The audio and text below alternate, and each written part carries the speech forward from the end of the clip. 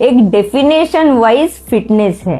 हाय, मैं डॉक्टर शर्यू हूँ। मैं एमएस जनरल सर्जन हूँ, लेकिन मैंने फिटनेस पे ओबेसिटी एंड मैनेजमेंट की आईएमई की डिग्री ली है। इसका मतलब ये है कि मैं पेशेंट के लिए और नॉर्मल लोगों के लिए जो फिटनेस चाहते हैं उनकी मैं एक स्पेशलिस्ट डॉक्टर हूँ।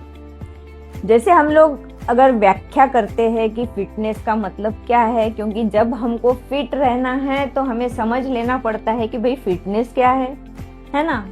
तो हम लोग जब रूटीन वर्क करते हैं, जैसे एक टीचर है जब सुबह उठ जाती है, बच्चों का टिफिन बना लेती है और फिर खुद पूरे काम करके स्कूल में जाती है, स्कूल में जाके पढ़ाती है, पढ़ाने के बाद फिर से घर आती है, घर आने के बाद कुछ घर के काम काज कर लेती है, फिर वो प्रिपरेशन करती है नेक्स्ट डे क्या लेक्चर लेना है, फिर घर के काम करती है, बच्चों का करती है, हस्बैंड का करती है, सब काम करके सो जाती है।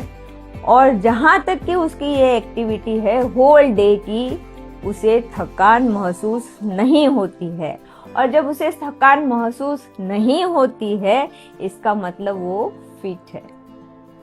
और अगर ये रूटीन एक्टिविटी में अगर उसे कुछ थकान लगती है या उसे कुछ वेलबींग जैसा नहीं लगता है, तो वो इल फिटनेस हो जाता है। फिर सोचना पड़ता है कि उन्हें क्या हुआ है। तो ये एक डेफिनेशन वाइज फिटनेस है।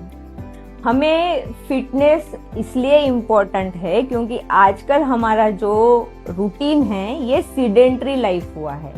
सीडेंट्री लाइफ का मतलब ये है कि हम यहाँ से उठते हैं वहाँ बैठ जाते हैं, वहाँ से उठते हैं और कहीं बैठ जाते हैं। हम काम तो करते रहते हैं लेकिन हम बैठ के काम करते हैं। अभी जैसे उदाहरण के तौर पे हम देखते हैं तो जो बैंक में बैठने वाले लोग हैं वो कंटिन्यूअस घंटों बैठे रहते हैं, जिसे हम बोल सकते हैं कि ये सीडेंट्री लाइफस्टाइल है।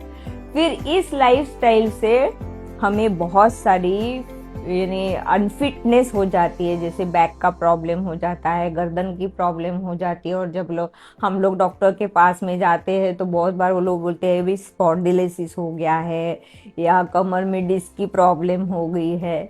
तो इन सब के ऊपर अगर हम ट्रीटमेंट पॉइंट ऑफ व्यू से अगर सोचते हैं तो ये जो जिम फिटनेस या जिम क्लास बहुत ही ज़्यादा मायने रखता है। तो आज के लिए हम लोगों ने सिर्फ जान लिया है कि फिटनेस क्या है, फिटनेस का मतलब क्या है, और अनफिट जब हम फिट होने के बावजूद भी जब हम अनफिट होते हैं तो क्या करें और क्या ना करें। धन्यवाद।